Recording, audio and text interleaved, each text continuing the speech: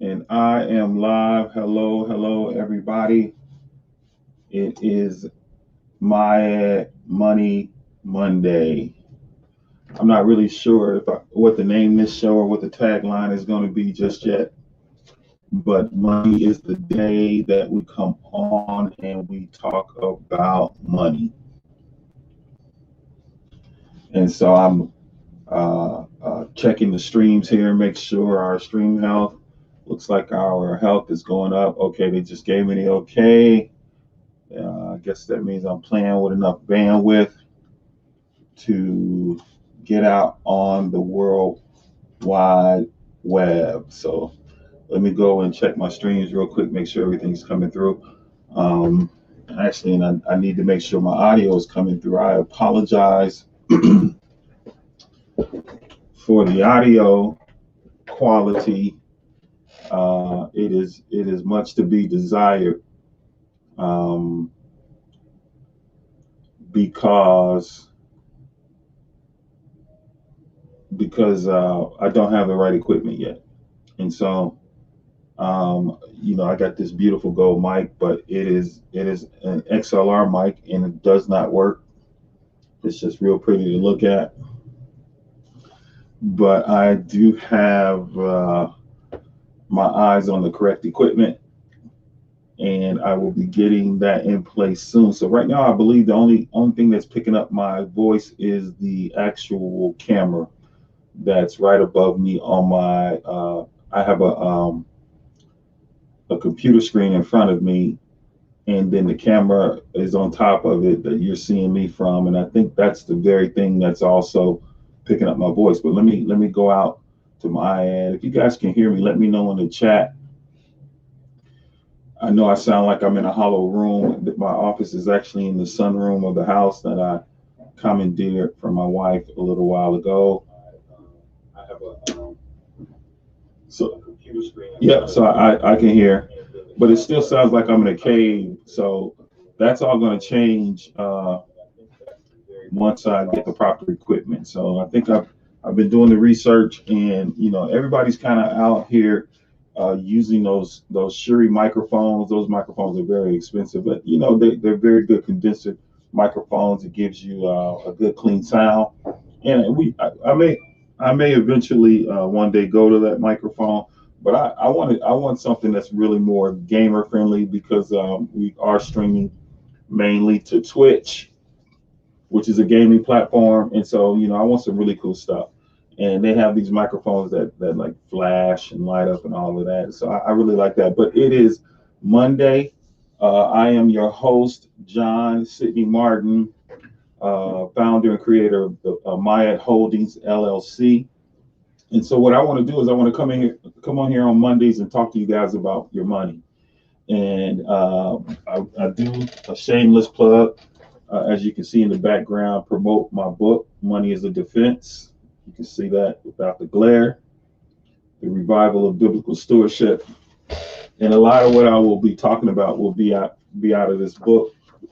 If you want to get a hold of that book, you can go to Amazon, as well as my website, johnsydneymartin.com. But something we really need to talk about, and there's a lot of people on the internet talking about money, but nobody's really, I won't say nobody, but most are not talking about money from a biblical perspective. And we're now living in times where money is becoming biblical. You know what I mean? People are trying to find Bitcoin in the Bible. Is Bitcoin in the Bible? And so when you're talking about when governments start throwing numbers like $1.9 trillion around as a stimulus package, now you're talking about biblical money. We're talking about biblical proportions, right? Just think about that, $1.9 trillion. Just try to fathom in your head how much money that is. And how governments went from talking about tens of thousands to hundreds of thousands to millions. $100 million used to be a big number. $500 million used to be a big number, for anybody that's been around. I mean, come on. I mean, the truth of the matter is $1 million used to be a big number, and now we are throwing around We ain't even in the B's no more. We don't got out the B's. They didn't even give me a chance to get into the M's before they went to the B's. Now they in the T's, and y'all, they leaving me behind. I'm still in the, I don't, I don't know what, I don't know what alphabet you want to call my finances, right? The L's, the little. You can call it little, but you can't call it lack, because we don't live in no lack, right? We live in little. We don't live. Or should I say, we live little, but we don't live in lack, right? M.I.A.D Holdings is all about eradicating lack. That's our mission. That's in our mission statement: eradicating lack, right? Fighting poverty and eradicating lack. And so we're in a world now where governments are throwing around T's like it's nothing, and yet we aren't seeing the effect that we need to see from that, because we live in a world where God has provided, everything that we needed. He could not call himself a father if he did not really provide for his creation.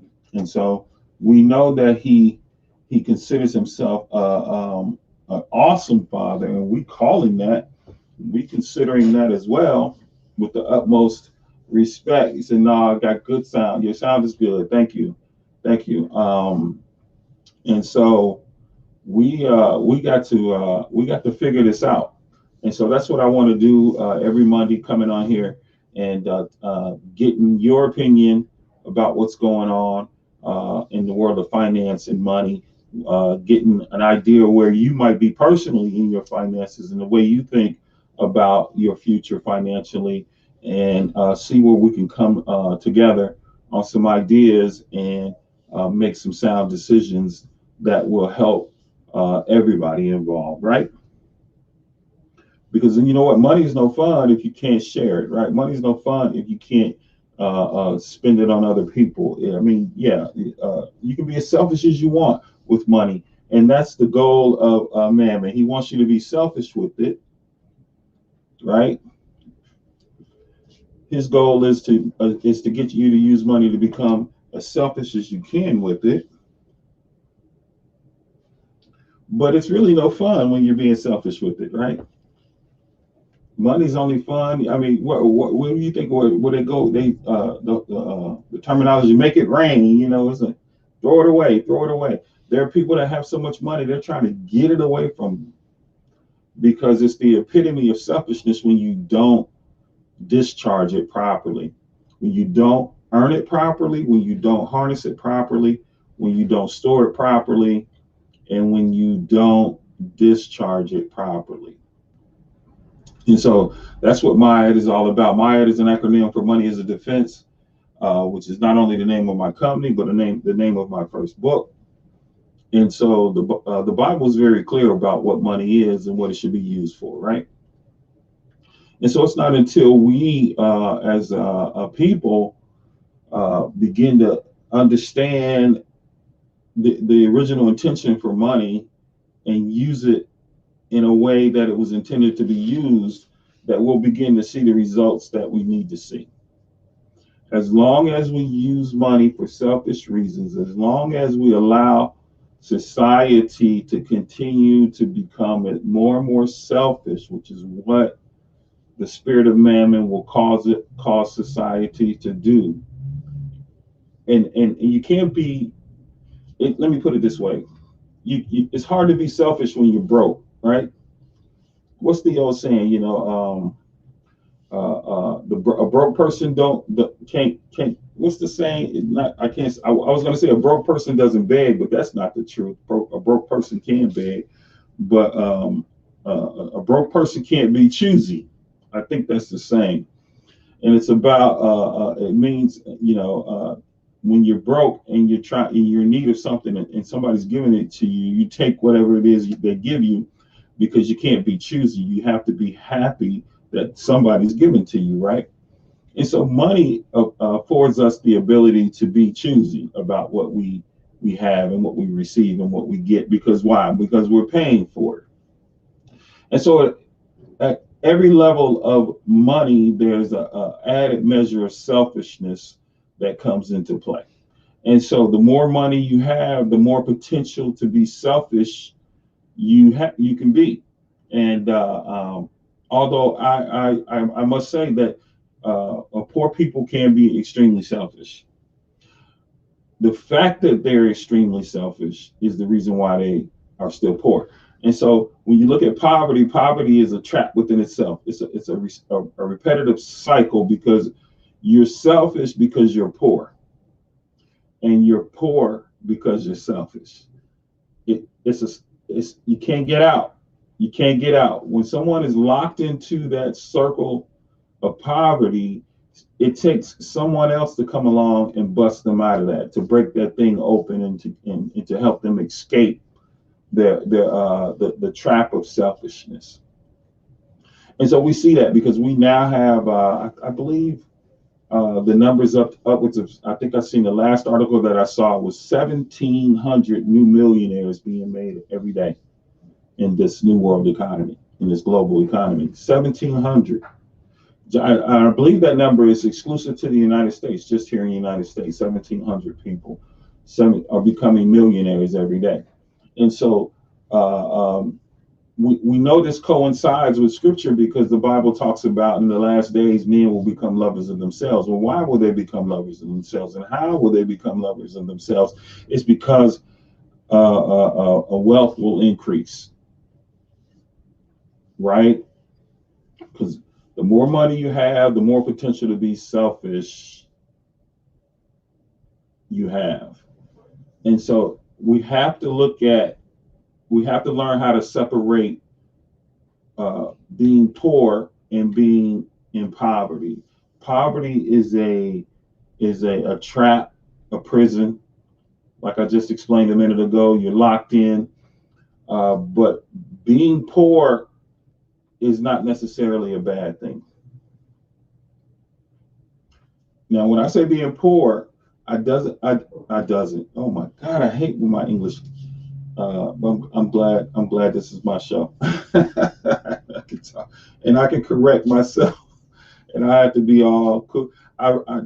We stream to Twitch because it's so relaxed out there. Anything goes almost.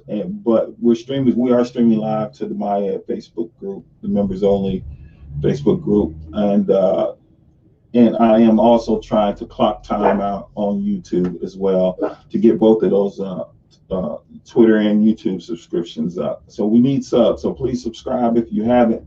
Please go out to YouTube and subscribe to the Rebel Action TV YouTube channel. And if you're not on Twitch, download the app. I'm telling you, it's going to be fun because that's where all the nitty gritty information is going to be delivered. Is going to be out on Twitch. And I instructed my Chihuahua to be silent, and of course, Percy, go take a lunch.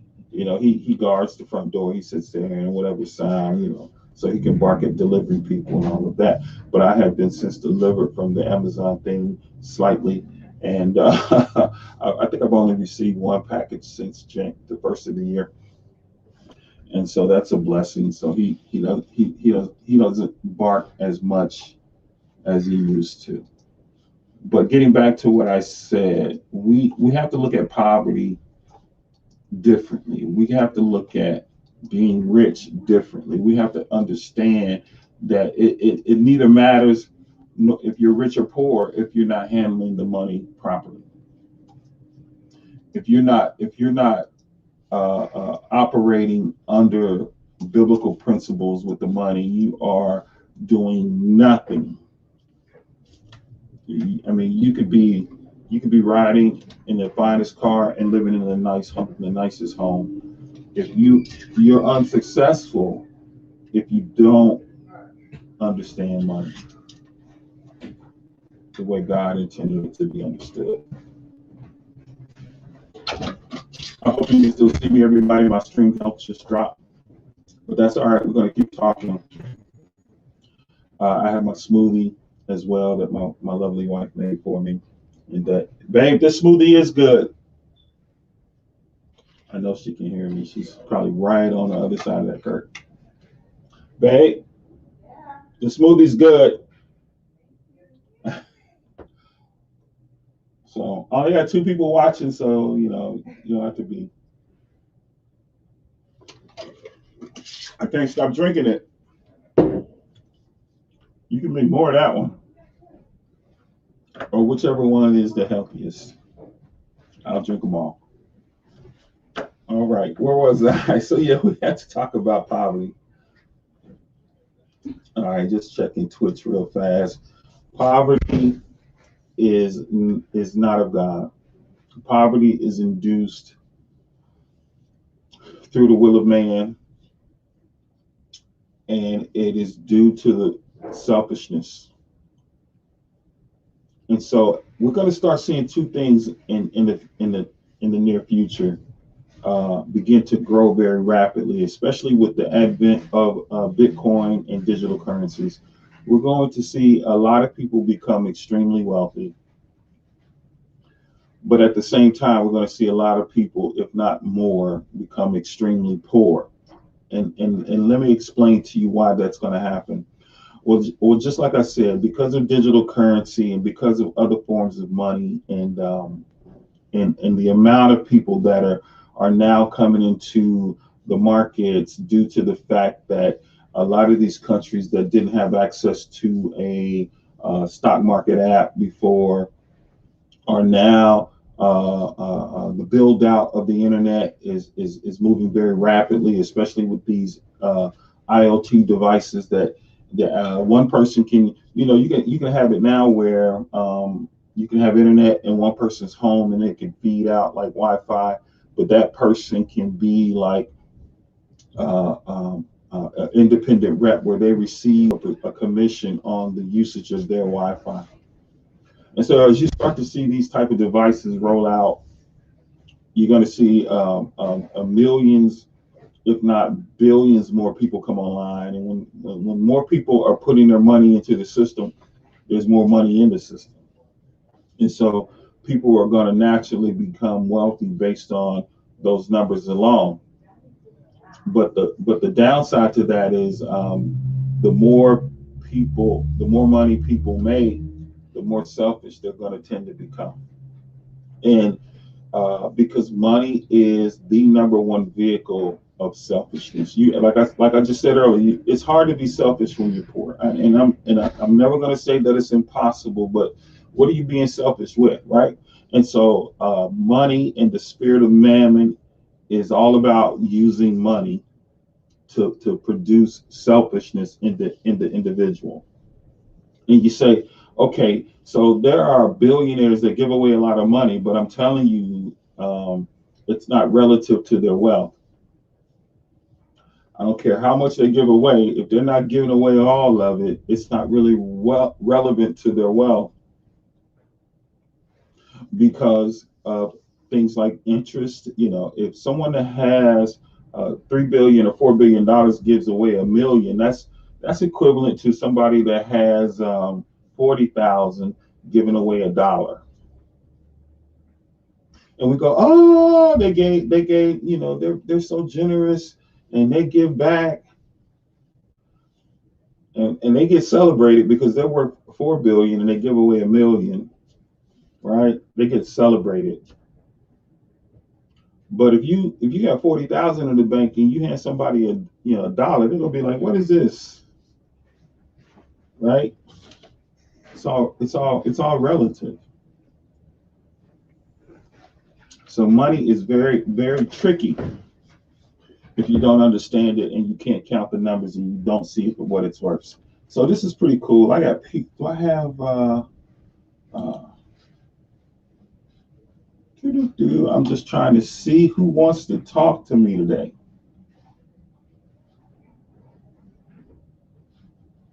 Thanks, Nick, for the audio check. I'm gonna what I'm gonna do. I'm gonna throw the link in. So if somebody wants to talk to me, they can. All right, give me a moment to find this video. Refresh here. And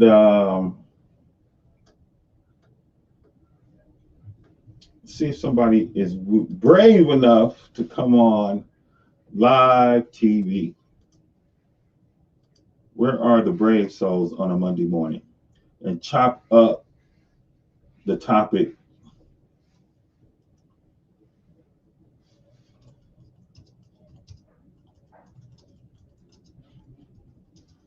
Come on live and talk to me, folks.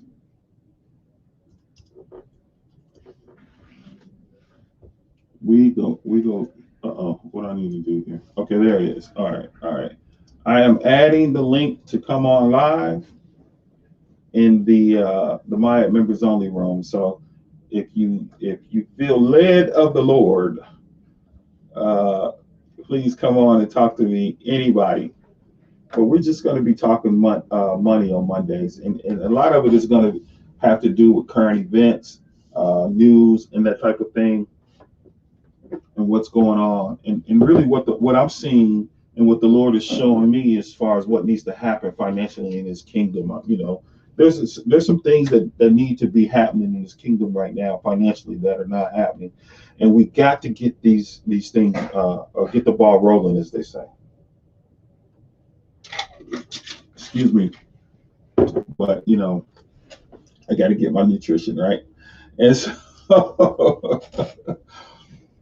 so we got to get the ball rolling. We got to get saints. We got to get people working together. We got to get the understanding that I put it on Facebook this morning that truth is funding the lie, and the reason why the lie is not going nowhere is because we're funding it so well. We're not even weakening it. The lie is so strong. Okay, I can't come on the video, but here's a question. You say that the millionaires and the billionaires should have based that right. So is it a certain? Let me put that on. I think I can put this. Yeah, I can get it on the screen. All right. So I have a watcher, someone that's watching right now. From Facebook says, I can't come on the video, which is fine with you. But here's the question. You say that the millionaires and billionaires should give based on their wealth. Is there a certain number or level that they should be giving? Yeah, that level is called generous. The Apostle Paul instructed Timothy to tell those that are rich. He said, compel those that are rich in this present day to be generous to the poor. Now, we can get into what the word generous means, but the word generous doesn't mean a percentage. It means you give your excess to the poor. Generosity is excess. When somebody's being generous, they're giving you their excess. That they're giving you just over what they need. Everything above what they need to live is where the generosity comes in. And the same way biblically, everything just over what your cost of living is when you need to start blessing people. Right? So that's what I'm going to personally be doing in my career.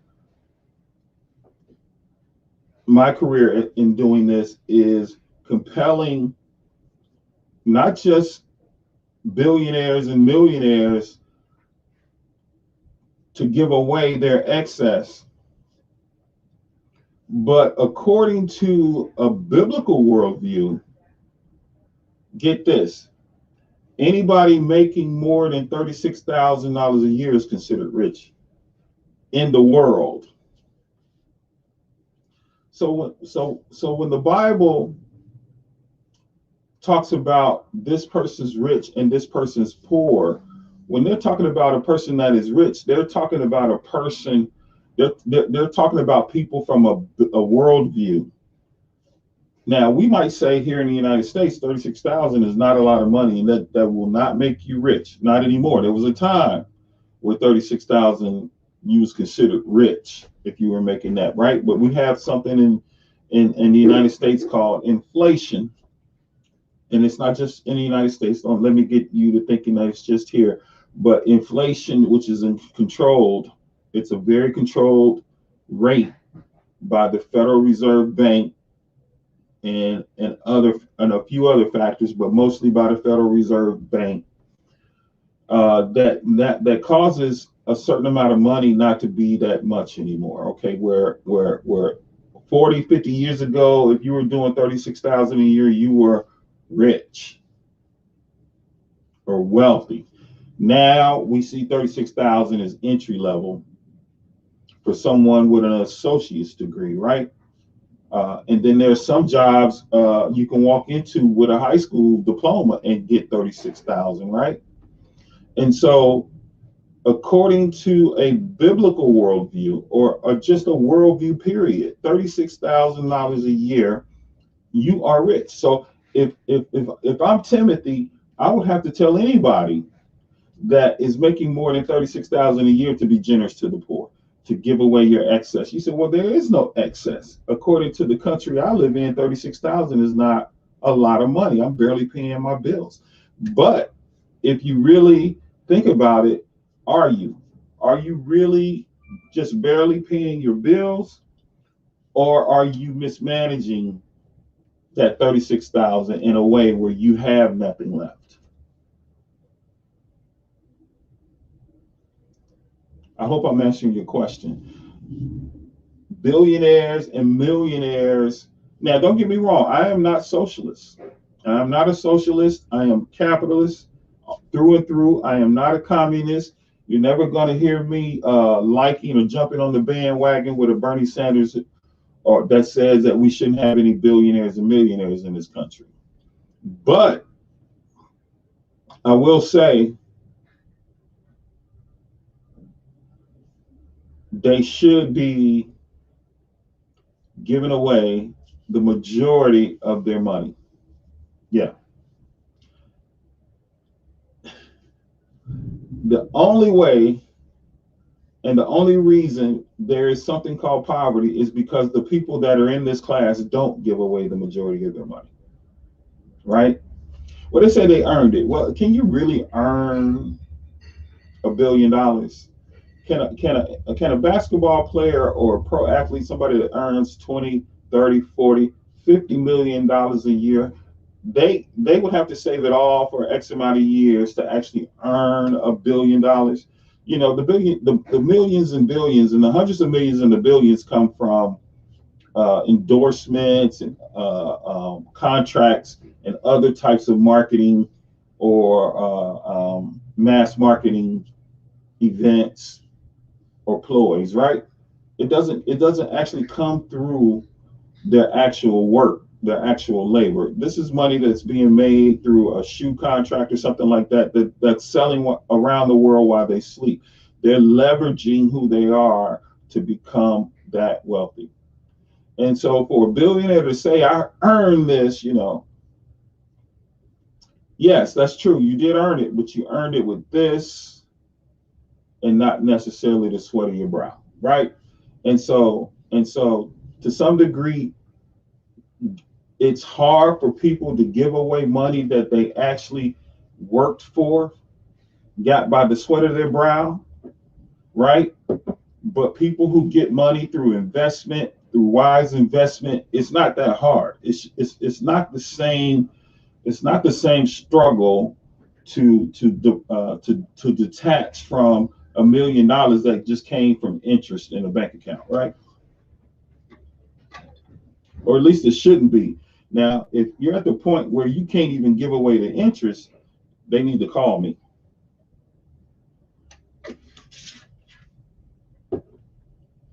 Don't get me wrong. You'll never hear me saying that they should ever actually give it away to anybody. But it should be strategically. I got one of those. Excuse me. I think she uses poppy seeds or black seed. it should be it should be something that they can give to that encourages people to do better, right?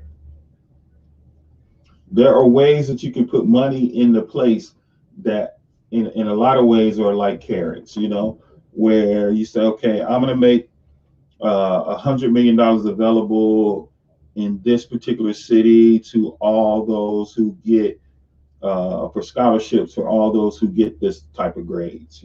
You strive and you work hard and you achieve a 3 point whatever, then that will unlock the availability to the scholarship fund in which I'm putting $100 million in. Okay, now give people something to shoot for, right? And don't get me wrong, a lot of them do this. Many of them do, but all of them don't. And that's why we run into a lot of the issues where Mammon can now run amok in people's lives because everybody's grab, grab, grab, gimme, gimme, gimme. Listen, God put enough wealth in the planet for everybody. There's more wealth. He stocked the planet with generations of wealth, right? There's more wealth that underground. There's more wealth under the in Antarctica and South Pole, North Pole. There is unlimited wealth. I got another question. All right. It says, as a Christian, should I only give to the church?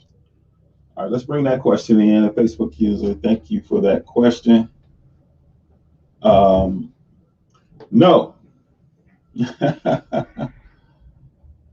The church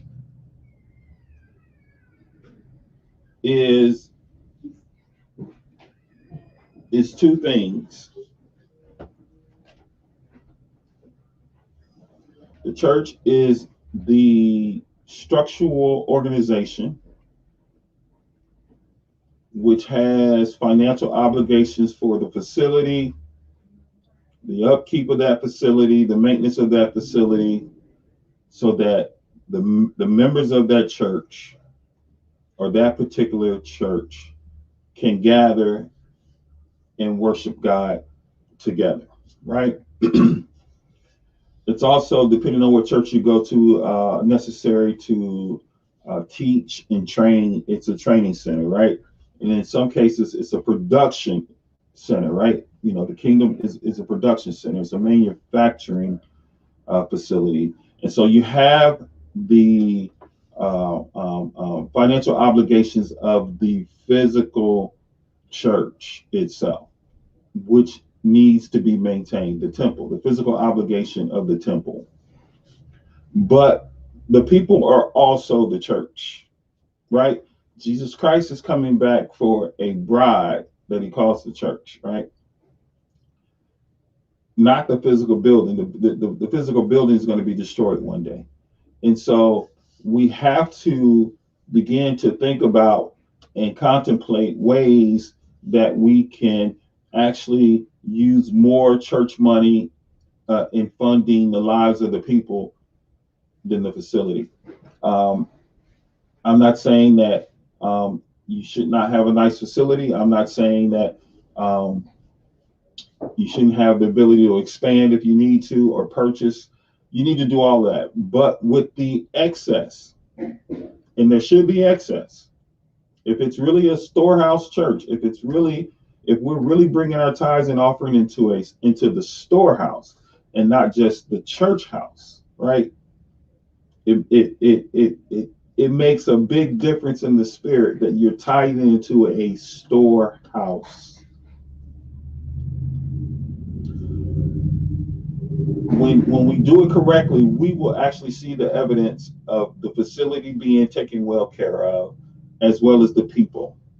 And it's not separately; it's synonymous, and in a way that where the church has the ability to invest in its members, it can and should, right?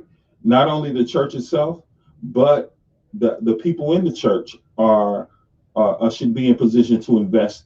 We see this with Phoebe in Scripture where the Apostle Paul says, "Look, give Phoebe the right hand of fellowship. I know her. She has succored many." The word succor or succor, I like to call it succor, which means she has financially taken care of many of us. She was a businesswoman. She knew how to make money. She knew how to do business. Paul said, "Look, take care of her. Give her the right hand of fellowship. Don't be afraid of her. I know her. She has blessed us many times and many others financially and whatever we need to get this gospel preached." And so he says, whatever she says, do, right? Whatever she tells you, do. And so here was a wise businesswoman who had just joined that church, and he was instructing the people in that church, the leadership of that church, invest in her because she's going to reproduce something that's going to be a blessing to many financially, right? And so we need to learn how to do that in the church. We need to be able to scan the congregation and say, who's the money maker here, right? Who's out there getting it? Who really has the potential to really triple or quadruple their salary or their income or their sales, preferably sales, right? If we invest a few thousand into their lives, can we get them to the next level where they can see six figures or even seven figures in the near future? And so that has to be the mindset of the church as well. It's not all about let's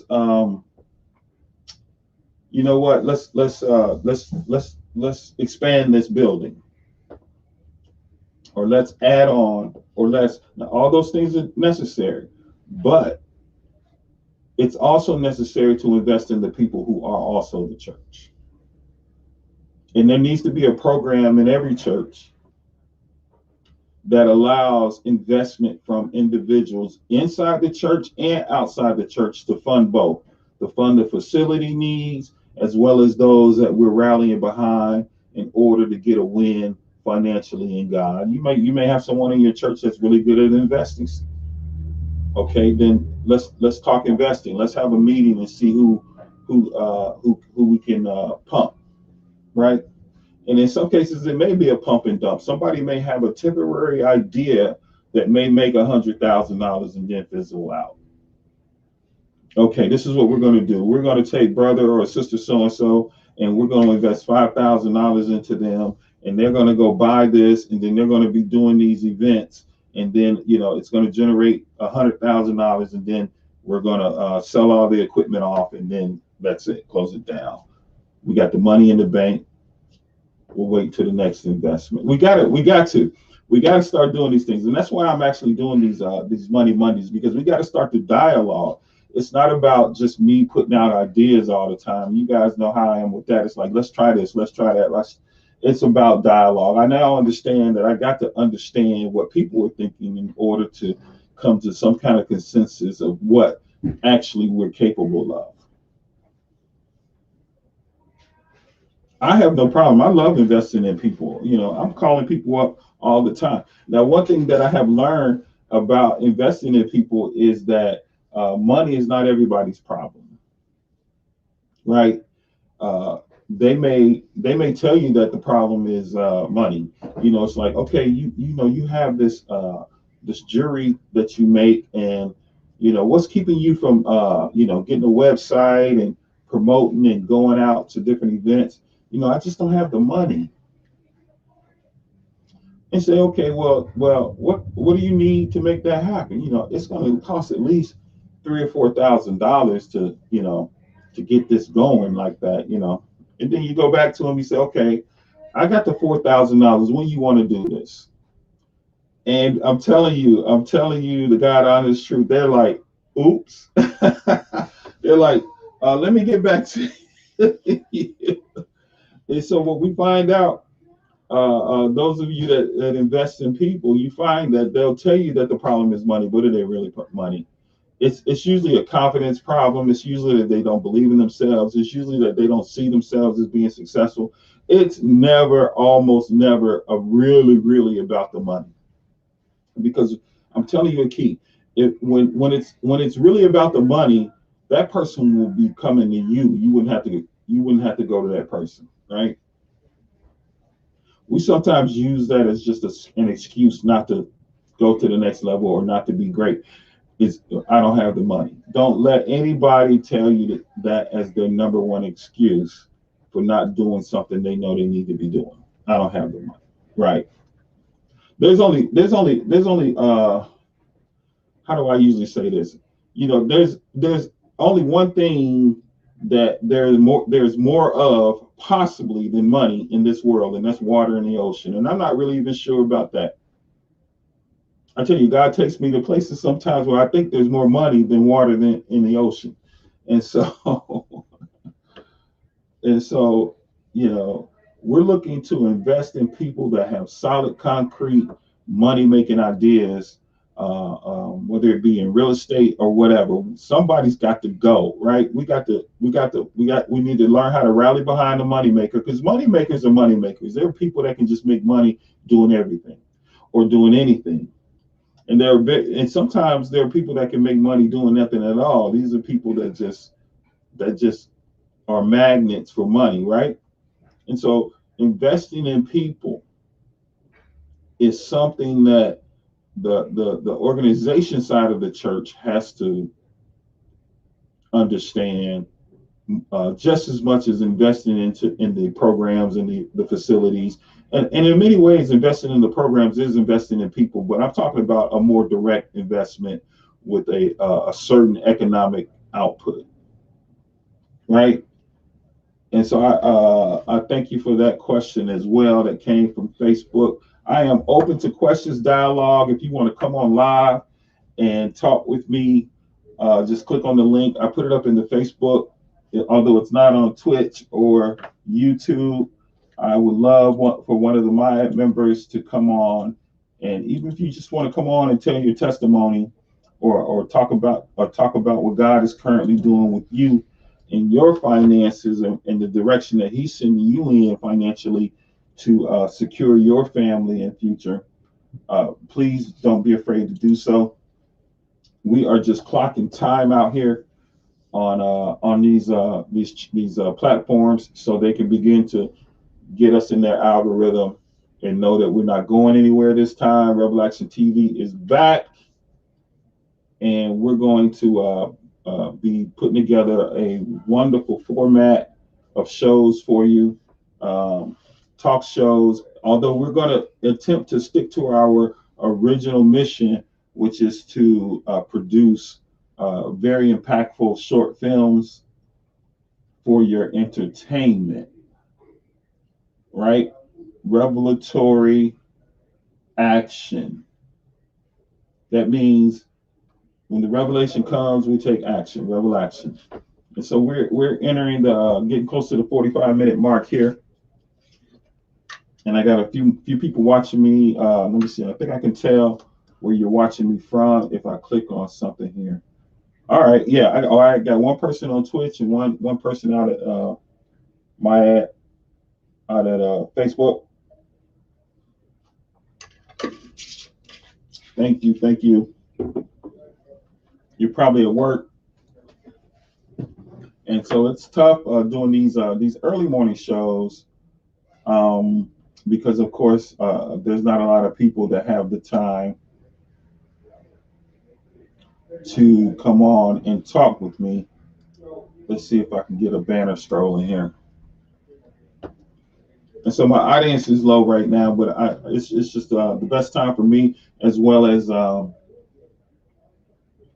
an opportunity to just kind of get my chops wet, as they say in show business, and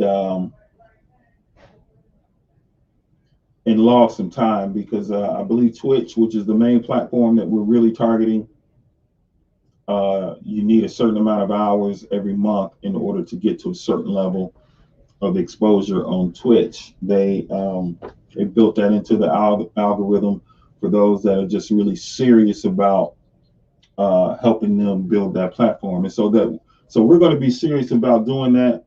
Man, I think this hat is a little dirty on the brim. I apologize for that. I don't really like the way it's like glaring.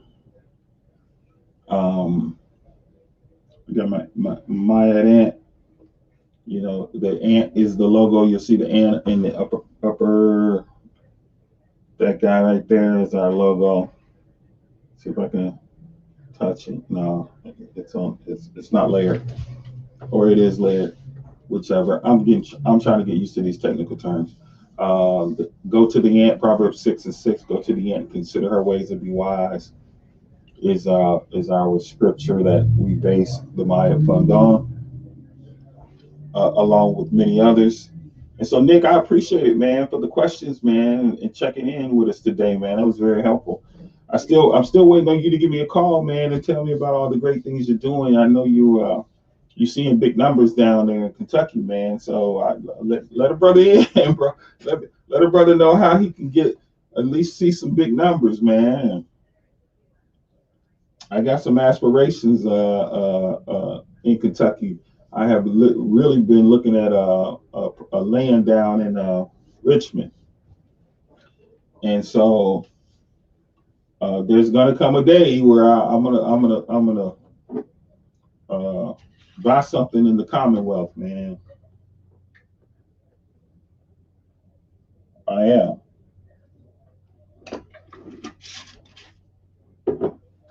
I'm looking forward to it actually because Kentucky is a big motorcycle state.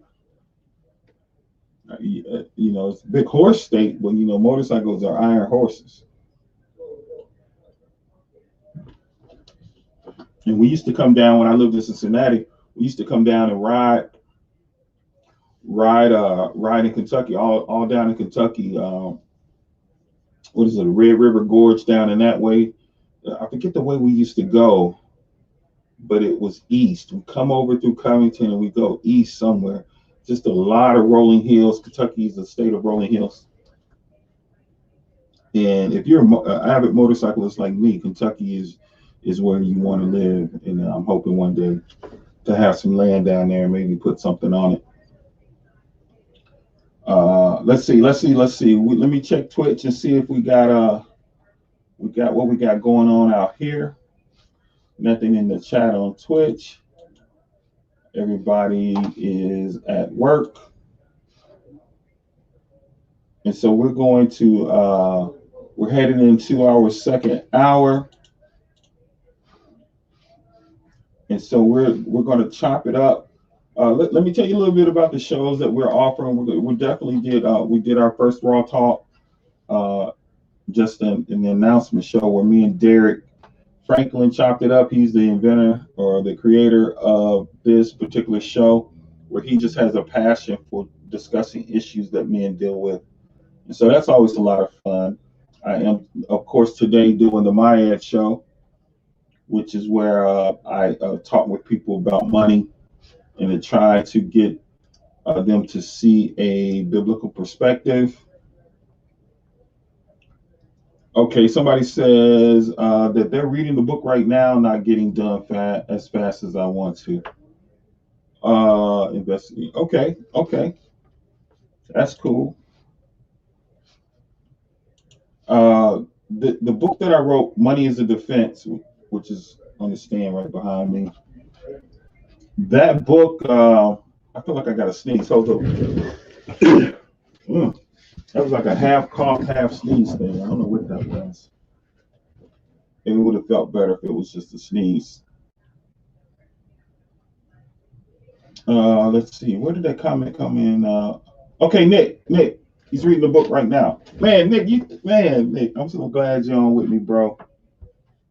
Yeah, Money is a Defense is a walk kind of through the process that I had to go through to get this revelation, man. And I was initially didn't want to tell the whole story because that's not the first book wasn't even titled Money is a Defense. It was titled something else. But that book came out of the book. So I kind of was like, took a piece of the book that's getting ready to come out that is titled Money versus Mammon, and added my personal story in it because the Lord was like, no, you got to put your personal story in it to give people an idea of what you went through. Because when you get a different understanding, when God gives you a different understanding of how something, works, people are going to question you. They're going to want to know where you got that understanding from. They're going to want to, they're going to call you crazy, even though you can 100% back it up with scripture. But people connect more to your experience than they do to what you're telling them, right? And so you got to get to a place where you're not ashamed of what you went through, and that you can actually talk about it. Nobody's telling you to give them your whole testimony or give them all the nitty gritties to make it salacious or whatever. But you got to publish what God has done in your life, and it's not about me trying to make my personal testimony, because it's really not my testimony. If God sends you through something of no fault of your own, this was really, I mean, what I went through and what my family went through was a Job experience, right? It was no fault of my own. I was paying my tithes, I was working, and all of a sudden, boom, everything that I was doing that had been working for years stopped working, right? Everything. It was like, and then my health got attacked, which played into it to kind of make it worse. And so when you got all that stuff going on, just like Job, if the enemy was not allowed to touch Job's body, Job wouldn't have went down like he went down, right? Because a man is not gonna go down as long as he can continue swinging.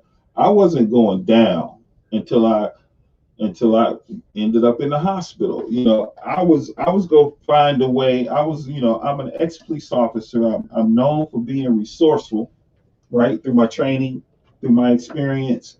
And so with my understanding and my hustle and grit, I'm not going down. You're going to have to do a lot to get me to go down as far as I went down. The only way you gonna get me to go down is and then it was probably the same for Job, is you got to put me on my back. And that's exactly what happened. I was at work one night and all of a sudden I went like this and I felt the lump. And it had always been like a little lump. And in fact, there still is a little feeling of a lump. But that joker swelled up. I mean, all of a sudden it went, and I had this like hard thing on my face, right underneath my chin. That thing put me in a hospital, man. It was so painful. They tried to cut into it, and then they swabbed it out. It was like hollow. It was like a balloon inside my jaw, and it was crazy. They cut into it, and they packed it with this stuff, which caused it to shrink, but it didn't go away. So eventually, I had to have it surgically removed. But just from that week or so, that little week in the hospital or whatever, that threw everything off. I mean, it was everything that I had was doing to hang in there, shredded. And so um, when God really gets ready to really teach you something, he's gonna put you on your back. Most times, especially if you're fighting it. Now, shout out to the people who are full of wisdom that don't fight it. But instinct kicked in for me, and I really didn't know what God was doing. All I knew was I couldn't let my family down. And when you ain't got no strength in your body and you can't go nowhere, they have to just understand at that point. And I really thank God through that whole experience of the book. I don't know how far you are in on that book yet, Nick, but I really thank God because my wife and my daughters never complained one bit. Neither did my mother and father, who I had just relocated here to live with me. I literally had to relocate them to a small 2-bedroom apartment. And it was 2 or 3 years. It was just like Well, what did we do? What did we do to deserve this? And but through the whole journey, God was showing me so many things, and I was learning so much about money. And M.I.A.D, the original fund, was just going along, doing its thing. Everybody was being blessed, and it was like, here I am, the creator of it, and I am on this. My life is on the skids, bro. I couldn't figure it out for nothing. I mean, we didn't have a vehicle. We didn't have no place to live. You know, couldn't save anything. Somebody who's a natural saver couldn't hold on to anything. And there was a lot of things that got introduced that kind of needed to happen. And so I had to learn how to just trust God.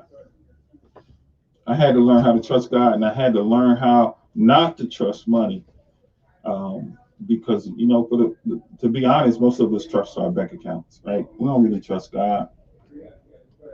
We trust our bank accounts. We trust our paycheck. And there's nothing wrong with trusting what you have, but you're only supposed to trust it for today. You still have to get up in the morning and say, Lord, provide for me my daily bread. At least I trust in what's in my bank account from yesterday, right? And so we got to learn. And when you start pressing in God in certain areas, you qualify yourself to learn these truths. But don't be afraid to going through something. Don't build your life up so big if you ain't been through nothing yet. If you haven't had your wilderness experience, if you haven't had your Job experience, chances are, if you have the big house and your dream house and the cars and all of that, and then when the wilderness experience comes knocking, that's all going away. I know y'all don't want to hear that. Hey, I know y'all don't want to hear that. But there are a lot of saints that are fighting off their wilderness experience, which is necessary for God to get them to the next level of understanding of how He operates, because they got too much. You're like, Lord, I built this house. This house I designed it. It's a custom built home.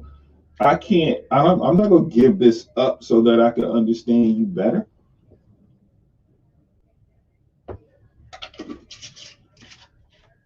And don't add on, don't even add onto the prayer that will say, Lord, you're the one that gave this to me. Isn't that what Job did? Job said, Job was like, look, did Job not have the understanding that everything he had came from the Lord, whether it was custom built or not? Special made, special delivery. I don't care if angels dropped your house off. If the Lord says it's got to go, it's got to go. Oh, I need an amen button. I understand Dr. Price down with the slap tile. Yeah, man, I'm telling you, I'm not gonna. If it's time to go, it's time to go. So it's vital for anyone that really aspires to be great in God to construct your life or to design your life in a way where it's okay for things to move in and out of it. You know what I mean? It's like I lease my cars. I just turned in 2 leases back last May, and they were 2 very nice vehicles that that I leased for what was necessary at the time, but they're not necessary at this time. And then I decided to just not have a car right now. Right? What's wrong with that? Now, I don't look down on myself for not having transportation, but other people will look down on you for not having transportation. So part of their wilderness experience and part of what you may need to go through is going to be connected to your ability to be delivered from people. And when I say delivered from people, I mean delivered from the opinions of people, because opinions are oftentimes, depending on where we are in our walk with God, much, much more stronger than the truth.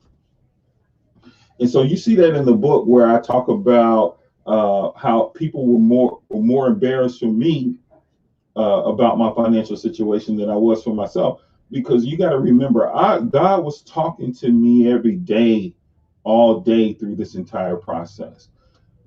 There is no way when the God of all, God and Creator of heaven and earth and everything above, in and underneath, below, around the earth is talking to you every day, almost all day, that anybody can walk up to me and make me feel bad about my lifestyle or my current situation.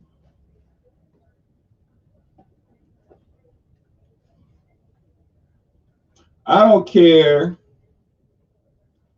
if I ain't got no house to live in, no shoes on my feet. If God is speaking to me and I know it's him and he knows that I know it's him. He knows that I know that he knows that I know, then it's game over. Don't even attempt to come up to me and try to make me feel bad about my position in life. If God is speaking to me, you can't make me feel bad about nothing I don't have. And that's why Jesus said, blessed are those that are poor in spirit. Come on, man. That understand that if God is talking to them, if Jesus is instructing them, ain't nothing man can say to me. But you don't have a car, or but you don't have uh, a house, but you're not able to do this, and you're not able to do that, and you just got finished talking to Jesus, and you go back and listen to this guy that's telling you what you don't have. Mm-mm. You know, we got to be ready for this level. You got to be prepared, and part of the preparation process I walk you through in that book of what it took for me. But it did help. I will say that I had a family that supported me and still supports me today for all that God is doing in my life. All right, let me see. I got some questions coming in. Says I was just about to say, a man with experience is not at the mercy of a man with an opinion. Man, tell me about it. Okay, the link is in the description of this live. It says come on live and talk to me. It's a StreamYard link. Yes, yes, yes. Let's chop it up. Let's chop it up. Come on, Nick. Let's chop it up, man. Yeah, because we got to understand opinions. Everybody has them, but don't let them change your destiny in God. And some of those opinions will come from down from on high. There'll be people that you really admire, really care about, people who've given you good advice in the past, people whose advice you can count on. They don't always, come on now, they don't always be in tune with what God is doing in your life. They're not always, God doesn't give everybody total access at all times to what you're going through, especially if you come to them and you say, okay, this is what I'm dealing with. It could be the first time they're hearing it. Maybe they haven't inquired it and they're just giving you information. They're just giving you sound advice to kind of protect you from going deeper into your situation. But sometimes, especially as ministers, we got to be discerning. I'm looking for you, Nick. I don't see you coming in, but I think you'll pop up on the bottom here and I'll be able to do the two window thing. You got to be very discerning when giving people advice. I get, calls from people and it's like, I could say anything off the top of my head, which is just a canned response to the situation they're going through. And I could have just got off the phone with someone prior to them that's going through the exact same thing. And I'm thinking, okay, I'm going to use what I just told the person prior. I'm going to tell them the same thing. Well, that's not always good either. because one person could be going in and one person could be coming out of a trial, right? And you're giving the person that's going into the trial the same advice as this person that's coming out, which is going to cause the person that's coming out to either stay or repeat and go back in. You got to understand where people are. And the only way you can really know where people are is you got to do things like I'm doing right here. You got to talk to people. Because we are the best fakers in the world, right? We can mask what we're thinking, we can mask what we're feeling, throw you completely off about what we're going to do. Some of the most untrustworthy people can have the whole world thinking that they are the most trustworthy people.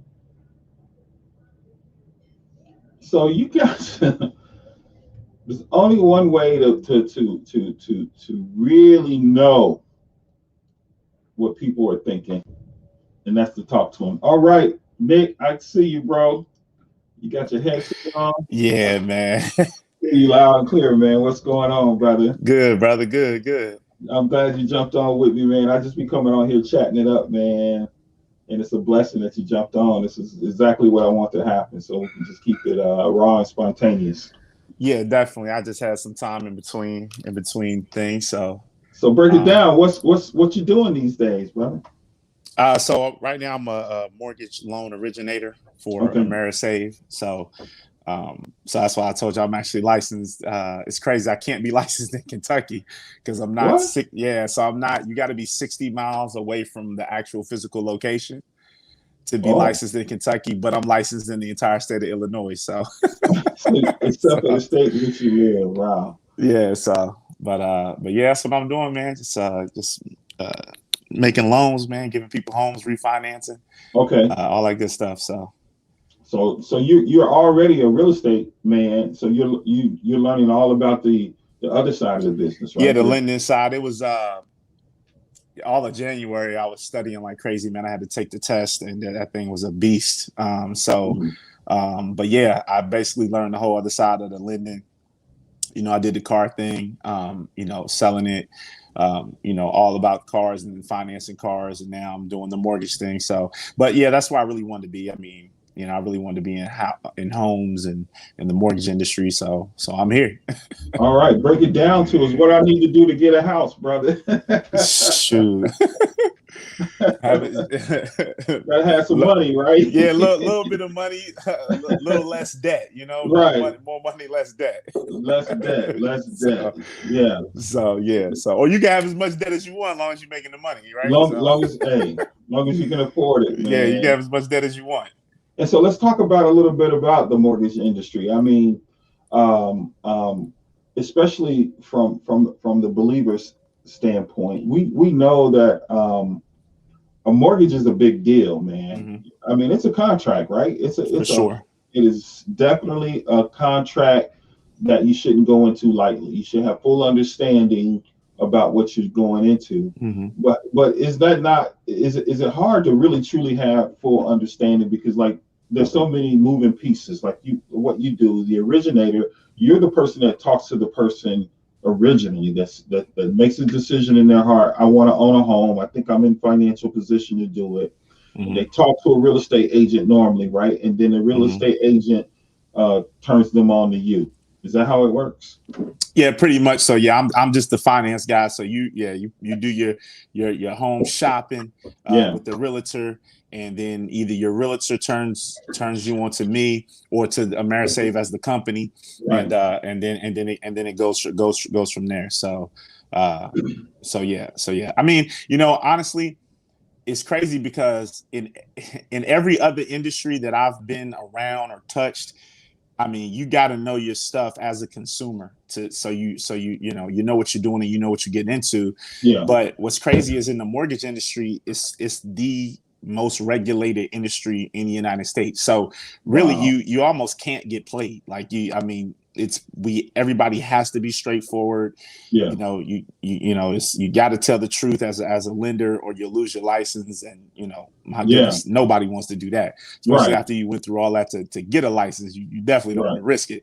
Right. So it's really actually one of the safest things that you can buy, if you're going through a respectable lender. Now, if you're talking about, hard money lending and other stuff like that, yeah, you Right. need to know your stuff. That's a little different. But, to get a loan or to refinance, I mean, a decent to a really good loan officer or originator is going to explain everything to you, and kind of really guide you and tell you what you need to be doing. Okay. Okay. So because it's so regulated, the people in the industry have a lot to risk if they do something wrong. Oh, 100%, So the 100%. so the onus is really on the consumer to be as brushed up as much as possible Mm-hmm. about what they're getting into, Mm-hmm. because as they're going through the process, they can trust that everybody's being honest with them. But if they miss something, it's 9 times out of 10, it's because they didn't educate themselves properly, right? I mean, you really just wasn't paying attention. It's like if you miss something, you just weren't paying attention. Because, like I said, and it's obviously in anything you do, it's going to be good. People who are really good at their job and people who are not. And so, Right. people who are decent to really good are going to explain things to you. People who are not, they just want to sell you something, and go to the next person. But yeah, if you miss something on purchasing a home, then yeah, you probably just weren't paying attention. And of course, it's questions you may should ask. But like I said, a good loan officer originator, they're gonna go over everything with you, Right. so you can understand, because we're on a recorded line. Yeah. Yeah. I just closed a loan today. It's like I'm on a recorded line, and my NMLS number is at risk, so I'm Right. gonna make sure you understand, so you can't come back and And say, yeah, sue. he didn't Yeah. tell me. Right. Sue the company, and then they're gonna pull the record, and Yeah. here I am telling you something, That's, that's out of pocket. out of pocket. So Now, let me ask you this: you came from car sales to real estate. yes. Well, the back end of real estate, the mortgage lending. Mm-hmm. But how has you being a car salesman? How does that help you understand the mortgage process? I mean, because are you dealing with the same type of client? Are they excited buyers? You know what I mean? People come into a car dealership and they want Mm-hmm. something, they're excited. Mm-hmm. And so even though you're telling them everything, because of their desire to just drive out of there with something that they've been wanting either for a long time or they desperately need, Mm-hmm. they're not hearing everything you're telling them. How has your car sales helped you be better at what you do now? I mean, actually, it's usually the opposite. What I've been finding out is usually the opposite. So, like when people are buying cars, very uptight, right? Because everybody's heard the sleazy car salesman story, right? Or they got played, or they got overcharged, or didn't get what they asked for. The car is bad. It's 100 Mm-hmm. different things, 100 different ways you can go with car stories, right? But Right. in the mortgage industry, it's pretty cut and dry. I mean, you need us. You here because you don't have 140, 240, 340, 440, $540,000. Right. You don't have it, and so you need it, and so you calling me to see if you can get it. So it's really that. I mean, it's really like, I'll say shooting fish in a barrel, like, but it's a good thing. I mean, you getting. I mean, obviously, it's an incredible thing to buy a home, and Right. that's what you want. You want to buy a home. It's so many things. More than a home. It's a wealth building tool, and so.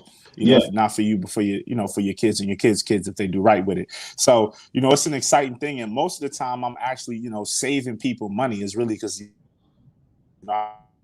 I'm really mostly doing refinances right now. So, because the rates are so low, but, I'm really just, all my conversations are, let's see how much money you're going to save today. And, who doesn't want to have a conversation like that, right? Like how much money, how much money can we save you today? How much can we cut your bills down? Where in the car business, it's the other way around. Most of the time, I'm adding a bill to you. Right. Right. And so, and it's probably most of the time, your own fault, but it's more than you want to spend.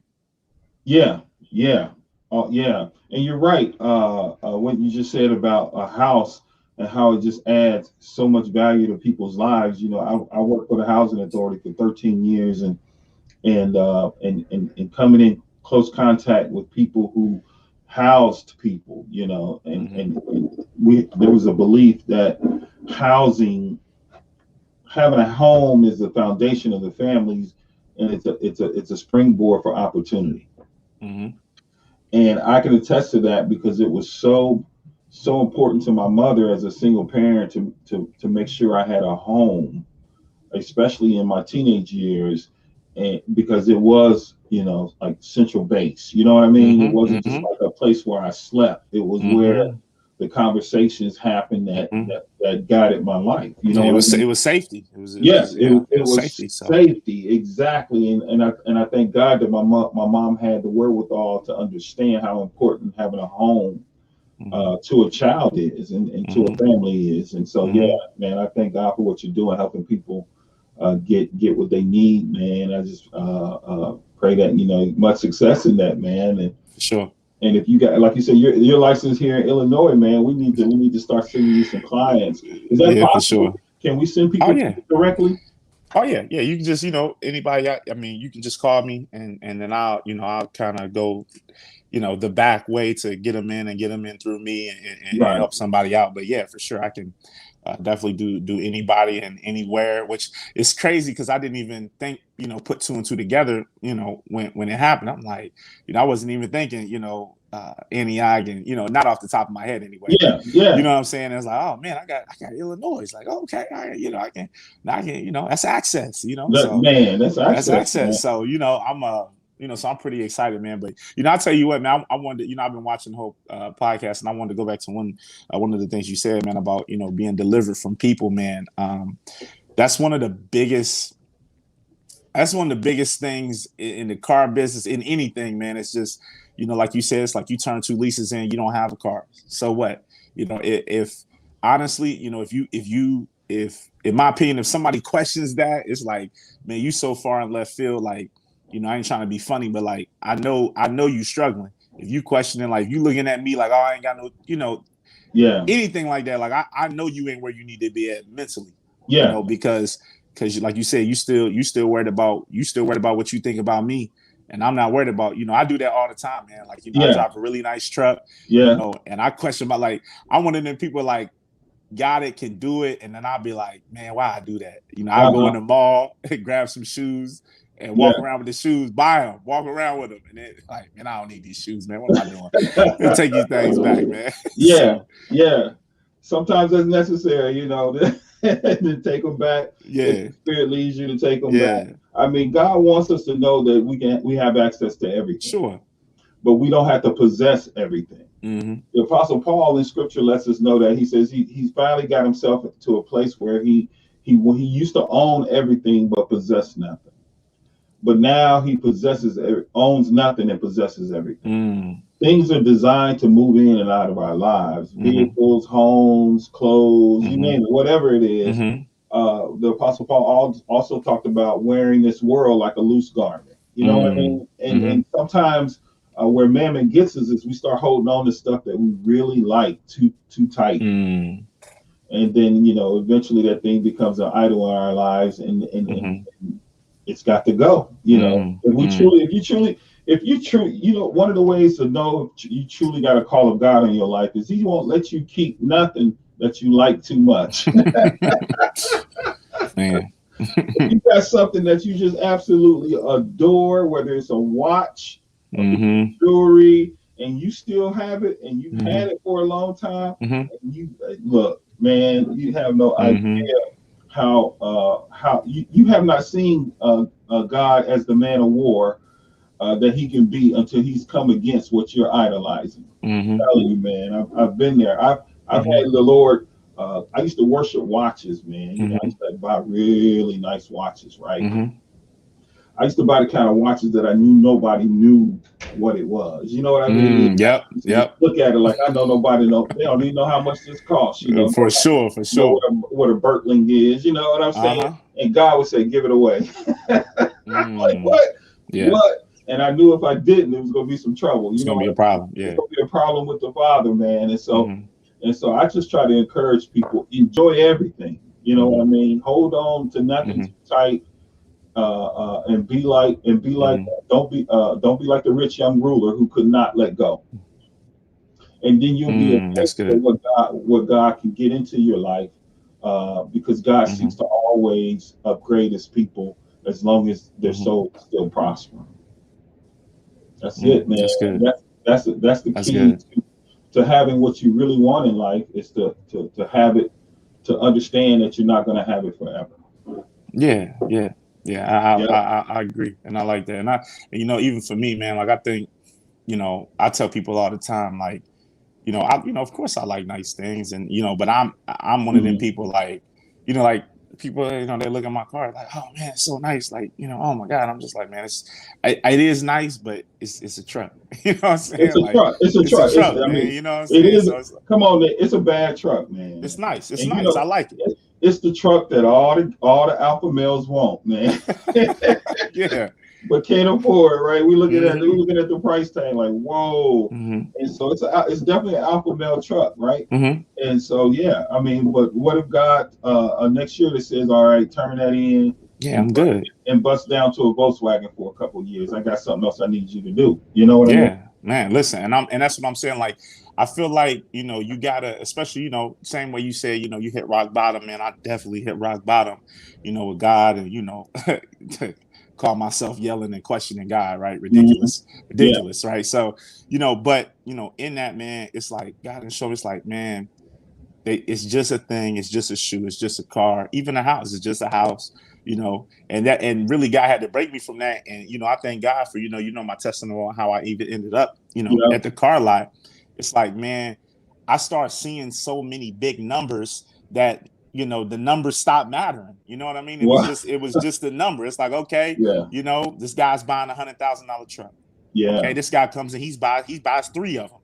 And you know, at first it's like, oh man, wow, you know, and then Right. it's like, okay, you know, after you see it Right. so many times, Right. you know, over and just different people, it's like, it was just 300,000. Like it's just a number, and Right. more than the number, it's like I'm learning these guys, the principles that these guys are living by, and that Right. these guys are operating, and gals, you know, obviously are operating by.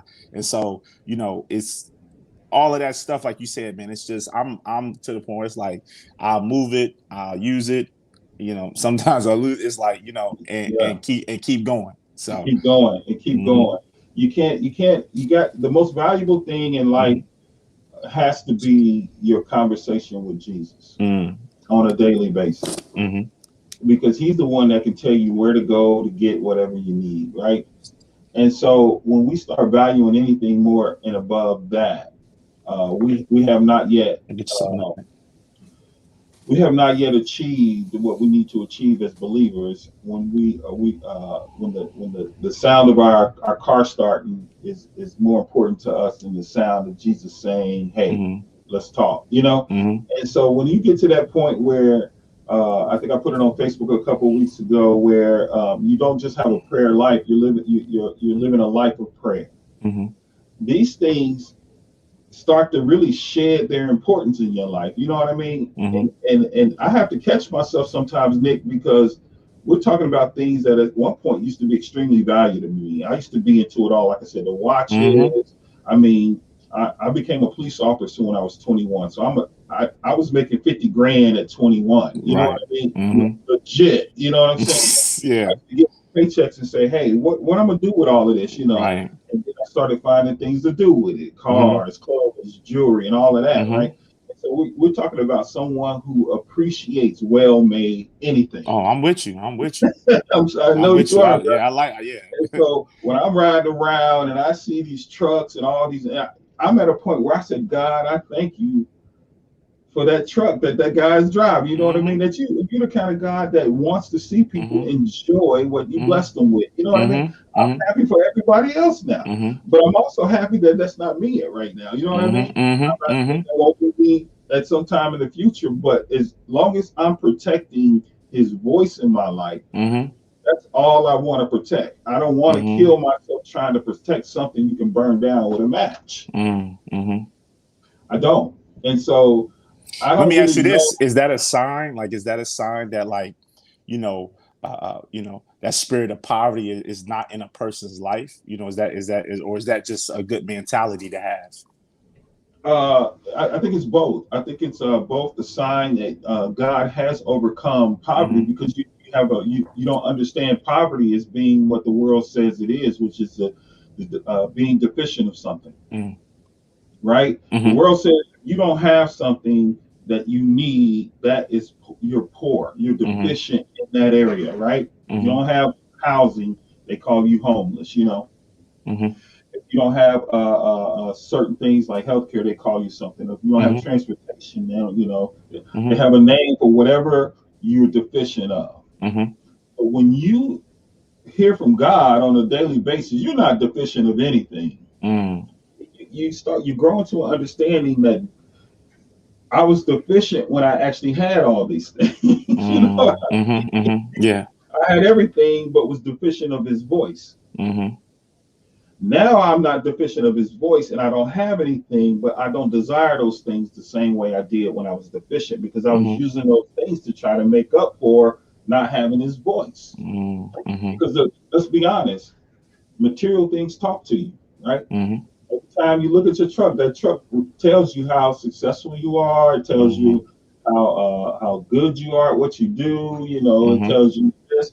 The material, your home, when you pull up to your Mm-hmm. house, that tells your whole family that Mm-hmm. we're blessed. You know what I Mm-hmm. mean? Mm-hmm. And so inanimate objects have a voice, and they Mm. talk to That's you. good. So when we get addicted to their voice over God's Mm. voice, Mm-hmm. and so it gets to a point where I believe the closer you get to God, the less material things you need. Now Mm-hmm. where we run into problems as married men and fathers is that we still have families to take care of. Mm-hmm.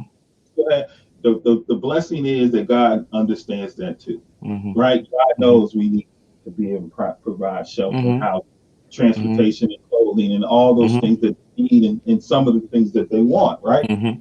And so He works with us on that. And so we can't get too close to or too addicted to what that zone that God has us in, where we don't just care anymore whether our families have what they need. You know what I mean? Mm-hmm. Of And, course. and you gotta be careful, because they can't get that back. You can get Mm. lost in God like that. Mm.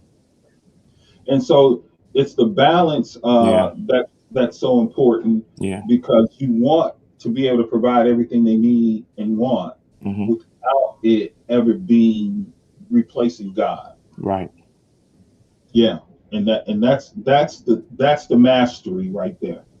And unfortunately, there's a road that you have to take to get to that place that most people don't want to travel. Mm. Yeah, most people don't want to travel.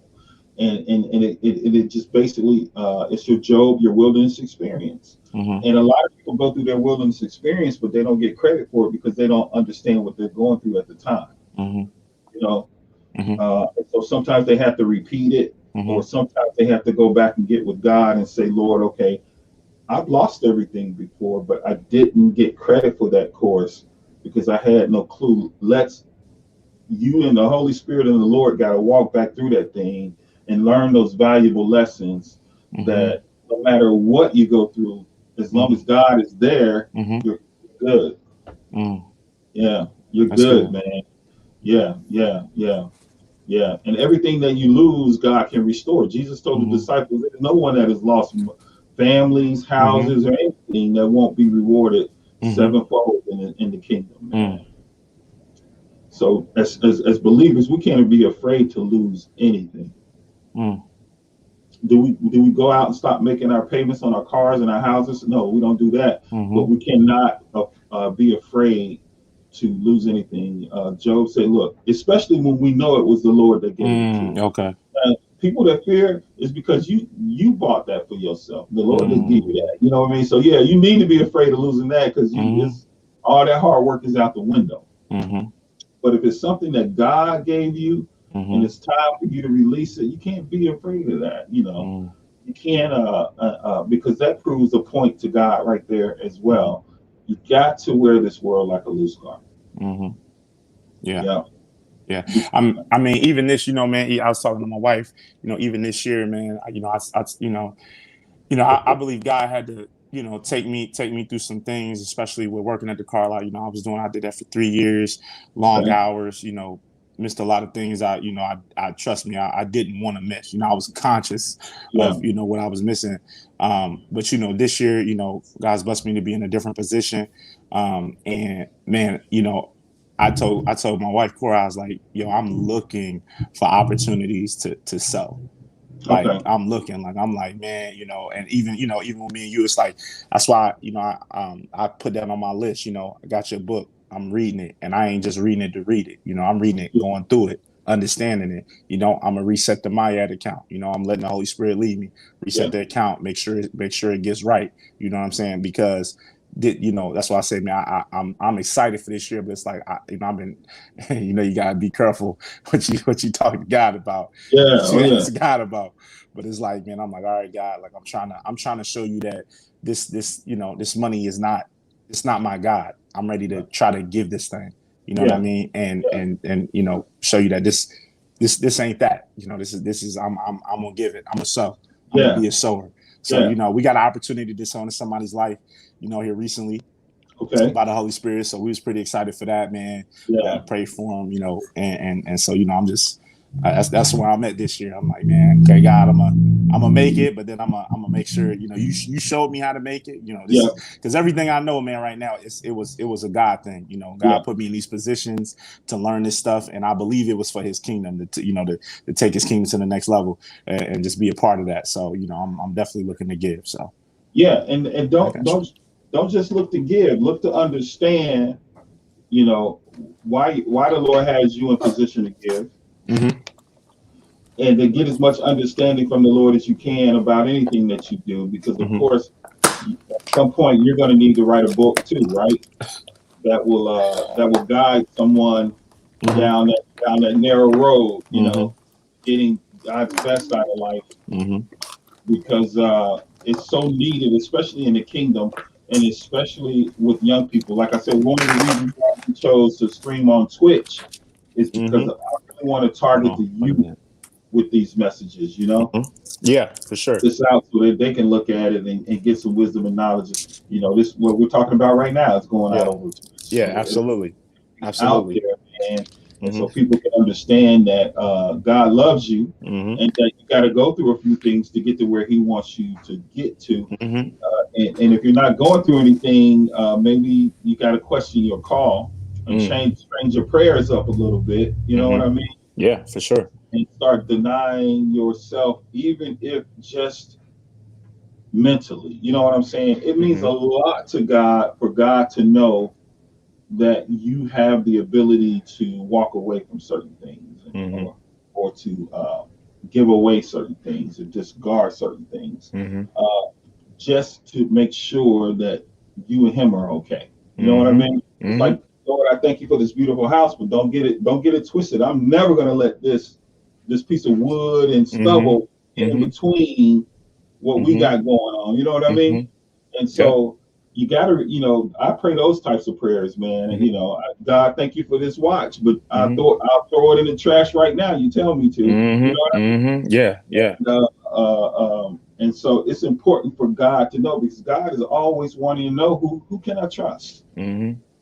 Yeah. His wealth is unimaginable, but who can He trust with it? You know what I mean? Who can He trust? Because like I talked about earlier, money, we say money is a spirit and mammon is the god of money, but I'm coming to understand, Nick, that mammon is really the spirit of selfishness. It's selfishness that's keeping God from getting the best out of our lives. And money is just a tool He uses to increase the selfishness in our lives, right? So why it's so important that once you start getting some extra income, some money that you don't really need, that once your storehouses are all full, you got to get that money off, man. Because mammon will then begin to use it as pressure for you to do more things for yourself. Yeah, even in I'm in the classes with Apostle Nona, you know, the Shamark, and even in that, you know, the last class, you know, one of the things that I took away from it, you know, we were talking about governmental intercession, right? And I know, you know, that's proprietary, so I ain't gonna get too much into it. But you know, one of the things I took away from it was like, man, you know, especially in the church, we've been taught so long about the whole I prayers, you know, everything's about you. It's like, man, the more you realize, like, this is not even really about you. Like, this barely got anything to do with you. Like, once you realize that, and you really come to understand that, and then you got to apply that to all the areas of your life, and that's the process, right? That takes time, you know, to become, you know, start to become selfless in every area. It's like, but that's, to me, that's one of, you know, that's one of the keys to success. It's like, man, you know, of course, there's different type of prayers, you know, and you know, you want to have, you know, your devotion time with God and all that. But it's like, you know, past that, once you get past that, it's like, and this ain't about you. No, your prayers can't be about you. They got to be about His will, what He wants. Your money can't be about you. You know, like I was just reading in, you know, was it 1 Corinthians 9? Let's talk about, you know, of course, you know, basically paraphrase. You know, if you have a farm, you're gonna eat off the farm. So yeah, you know, the money, you're gonna use some of the money for yourself, of course. But it's like, it's not about you though. At the end of the day, it's not about you. So that's good. I think that's good. Yeah, it's not about you, and that comes from also an eternal mindset. You know, having the mind of Christ. When we say we have the mind of Christ, that's saying we have an eternal mindset. And the more time you spend with the Lord in prayer, like I said, when you go from just having a prayer life, okay, I'm gonna pray for an hour, get up and go do what I do, to where you're talking to the Lord all day. You're discussing certain situations, scenarios, and the outcomes, and what you see, Lord. Lord, did you see what I saw? How should I think about that? You know, He begins to embed an eternal perspective in your spirit, and everything that you begin to see comes from, instead of the results being what are people going to think about me when I pull up in that new truck? You know what I mean? What is heaven going to think? How is this going to play out and register in eternity? That's good. Right. That's good. Right. What is heaven rejoicing? Yeah. Is it really heaven that I want to see rejoice when I conquer this, you know, and I get this new home, or am I more concerned about what people were thinking? And so opinions are stronger than the truth, and we can't just say we don't care about what people think, because we need to know what people think, so that we can understand what level of truth people are walking in. I say the most dangerous thing that you can have, Nick, is an opinion of yourself. That's the most dangerous thing that you can have, because you're going to operate out of who you think you are, and not who heaven thinks you are. That's good. And so when you start operating out of an eternal opinion of you, which is God's opinion of you, that's different, which is truth. And when I get up there, I got to live each day here like the person that I want to be up there. Yeah. Right. I want to be seen here like who I am seen like up there. And that imputes a whole nother level of boldness in your life, a whole nother level of courage and strength that comes with the opinion. When you, and sometimes it requires you having a spiritual experience with God, where He takes you. And He shows you, John, this is, or Nick, this is what we think about you up here. But because of the opinion of men, you have formed an opinion of yourself. That's playing on a whole lot lower level. You're gonna have to choose one of these, right? Yeah. Yep. And so, depending on which one you pick, will determine what type of life you lead on this earth. Or you're going to just have everything that everybody else has, and you're going to have access to the truth, to who God says you are. It's tough, man. No, for sure. It's not easy, because we still live in this world. Yeah. And, we don't walk around with our head in the cloud all the time, but it does. It should affect your every decision. And you should always question your decisions like this. You should always say, is this the most efficient way to do what I'm doing? Because a lot of times we're not being efficient, especially in areas of finance, because we're trying to impress people. Yeah. Right. I can be. Right now, it's efficient for me not to own cars since we already had two in the household, right? Mm-hmm. That were barely being driven. Right.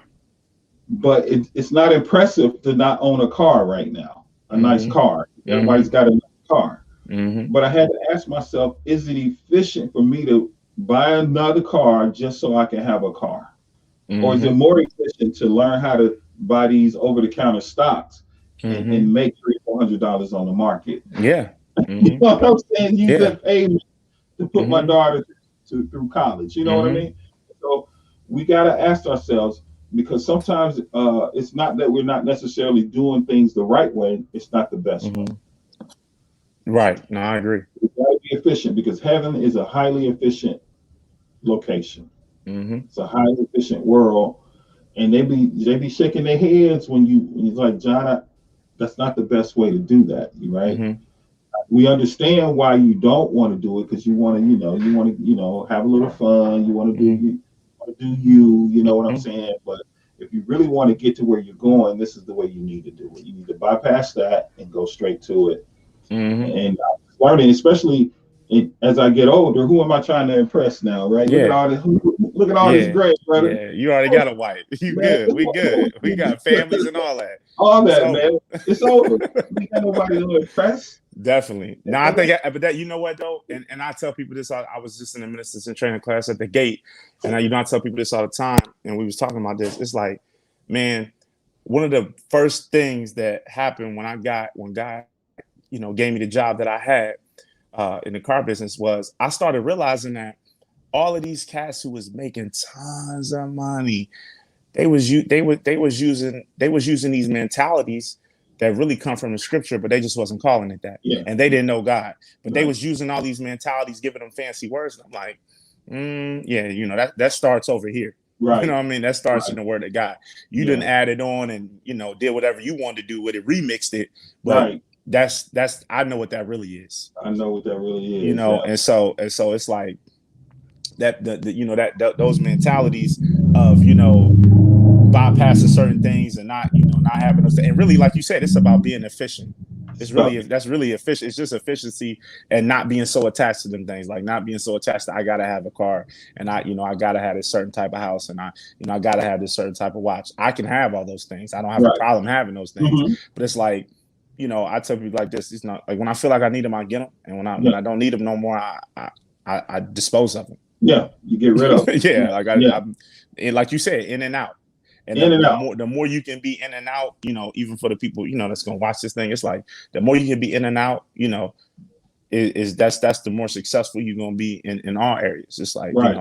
if Right. if God tell me to, pray for 3 hours today, then okay, that's what I need to do.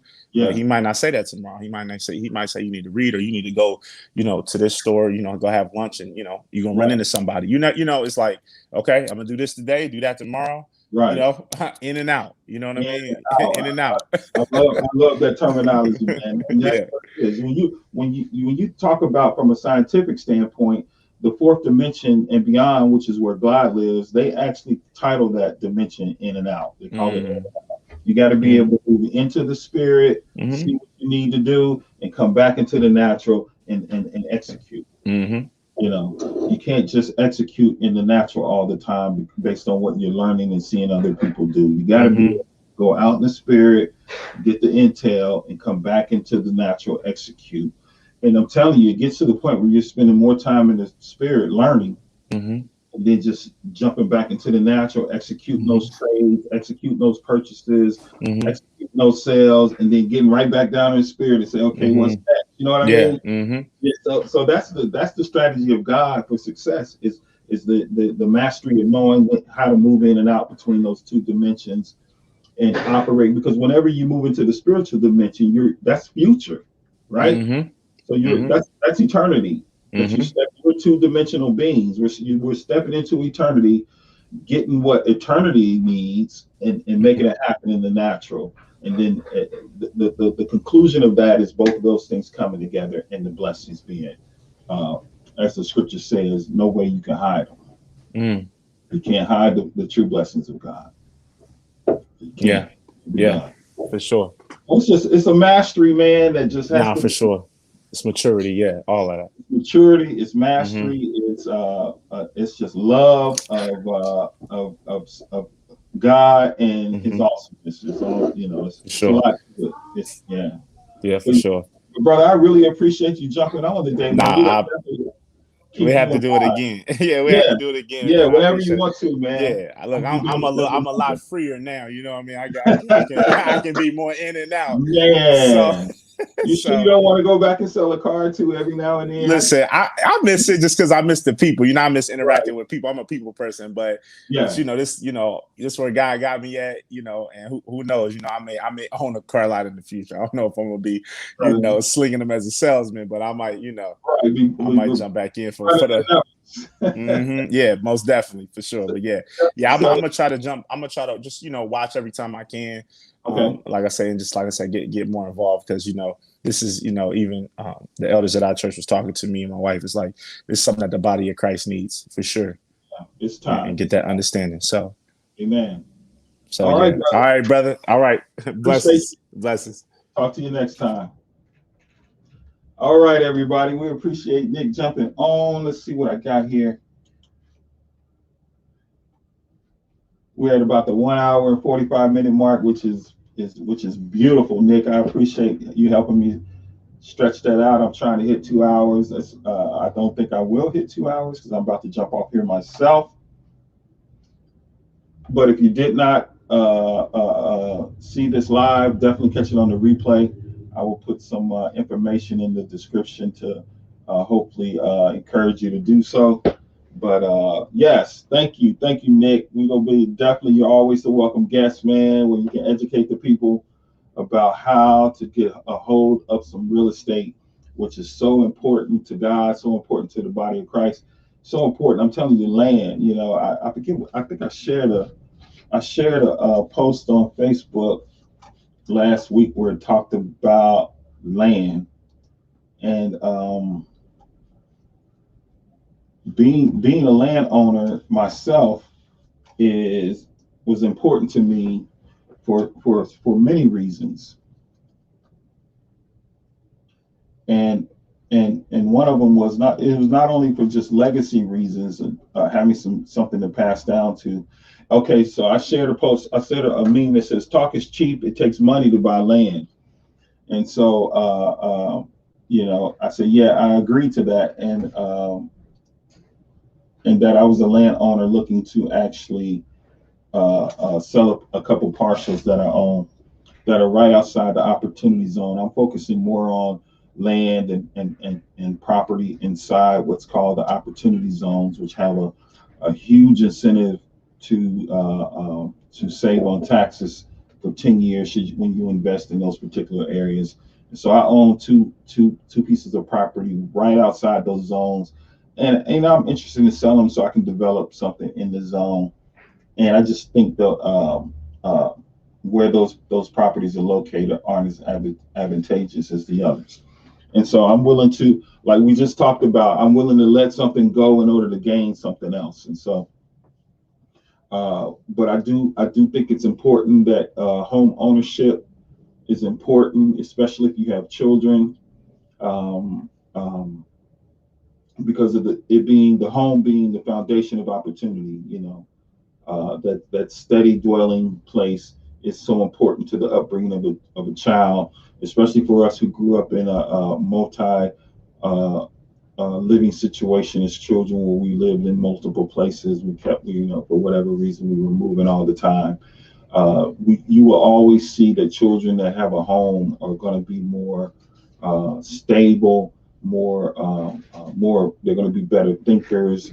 They're going to emotionally. They're going to be more inept to or adept to handling and coping with life than children who didn't know when they came home from school whether or not their key was going to work.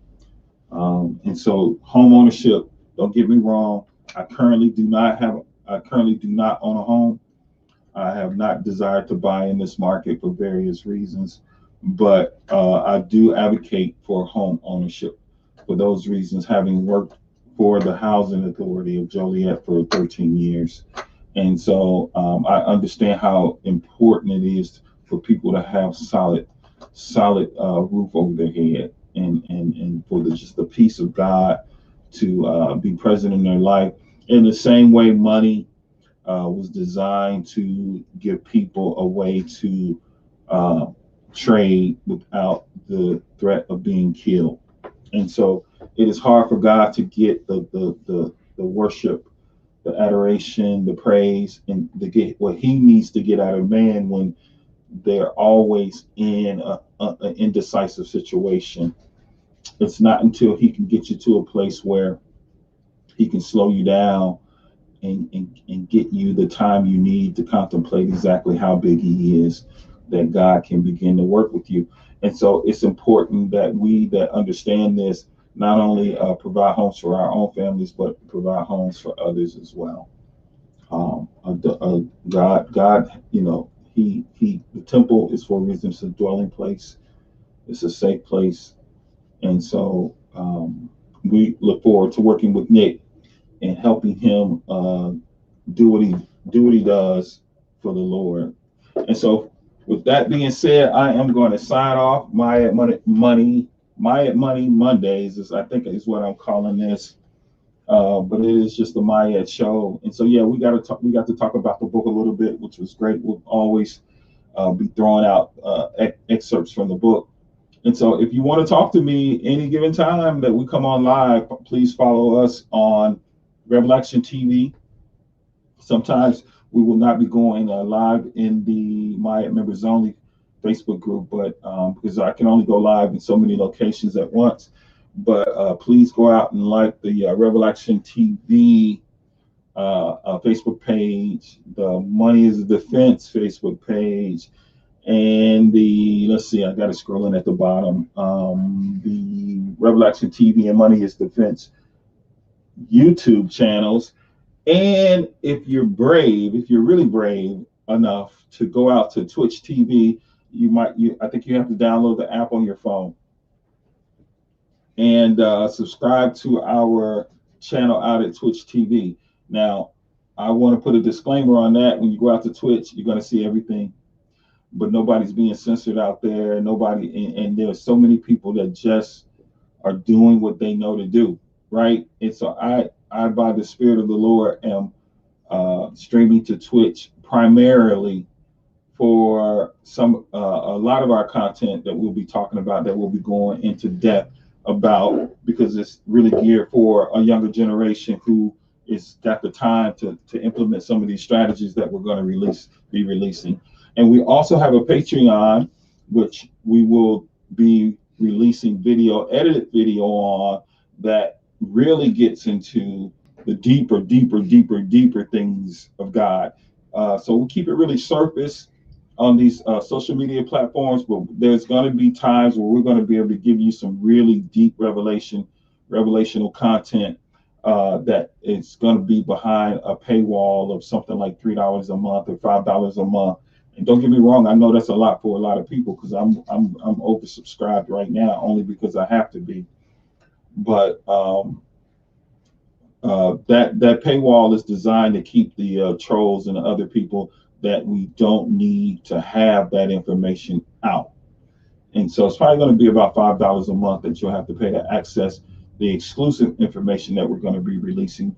We're just releasing surface level stuff on these social media platforms. For those that want more and want to go into deeper depth and actually become a part of the discussion at a deeper level, you'll be able to do that by going out to our Patreon account and getting that information, because a lot of this stuff can just not be revealed to the general public, right?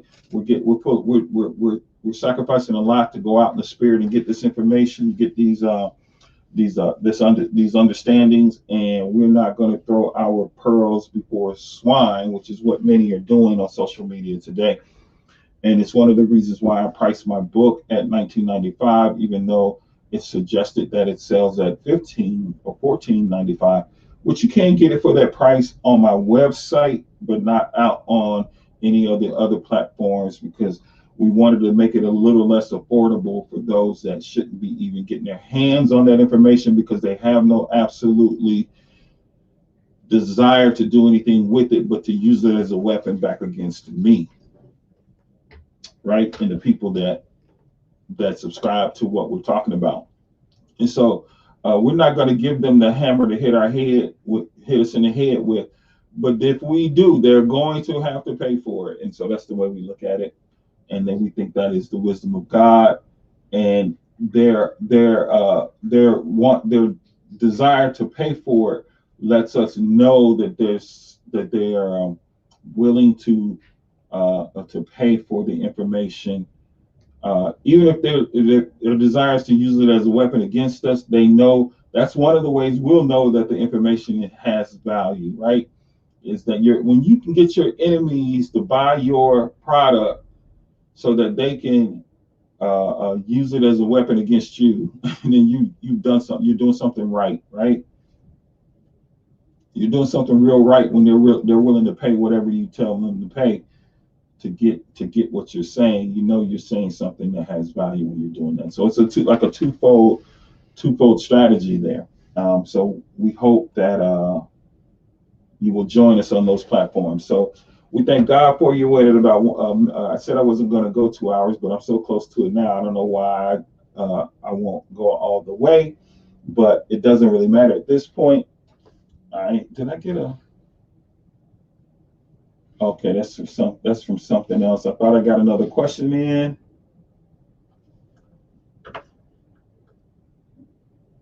Nope, I didn't get another question in, but I did get some likes out here. That means you guys were popping in, checking me out for a few seconds or a few minutes if you could. I appreciate that. Please go back and watch the replay. An absolutely awesome interview with Nicholas Faulkner out of Lexington, Kentucky, my second home. Oh man. And okay. How many likes? I can't tell while it's live how many likes we had. But as always, Sade Banks, shout out to Sade. Please check her out. Please check her channel out. We'll always pump what she does. And shout out to all my apostles and everybody that loves me in the Lord. I do not take any of that lightly. But I'm gonna cut this right under 2 hours, right? And so have a blessed day. I'm available to those that know me. If you find me through social media if you have questions or need to talk about your finances, and maybe what God is trying to do. There's something that I was going to put on Facebook in the group, but I haven't yet. And it says this. I'll give you guys a sneak peek on what it says, because I did screenshot. It says, for many, there are exact and specific ways heaven desires us to earn our living. And I'm going to be expounding on that maybe next week. Maybe I'll come on later this week and talk about that, because there's a lot of us that are trying to make money in ways that heaven hasn't prescribed for us to make money, and we're not seeing the success that we want to see, right? I'll give you a case in point. I can't, it may not be for me to open a coin laundry to make money, to own a laundromat to make money. Maybe heaven wants me to make my living through selling my books, right?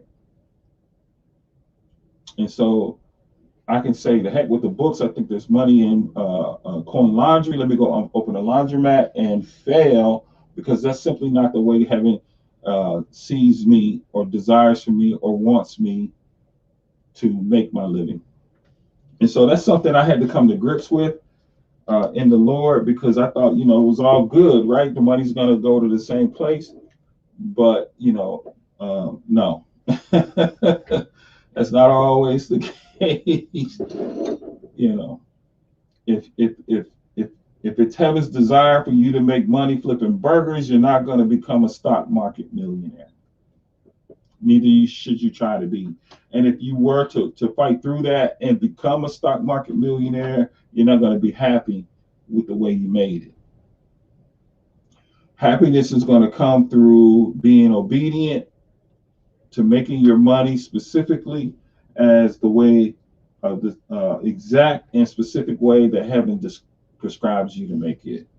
Now, I'm not just saying that you can't have your hand in other pots and be doing things, a little bit of this, a little bit of that, but there is a prescribed, I'm saying there is a exact and specific prescribed way that the wealth, heaven wants to get the wealth to you.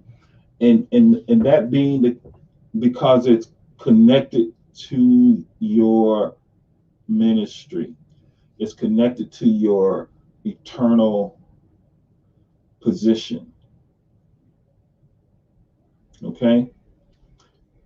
It was good for Paul that people supplied to his needs, but he testified to the fact that he worked with his hands, and that his company, his tent making business is what really provided the wealth for him. Right? And so we'll get all into that at another time. That's for another show, but I did want to wet your whistle and give you a little bit of tidbit of what I'm working on. So, amen. God bless, and I will see you next time. Thank you for watching. Let me know in the comments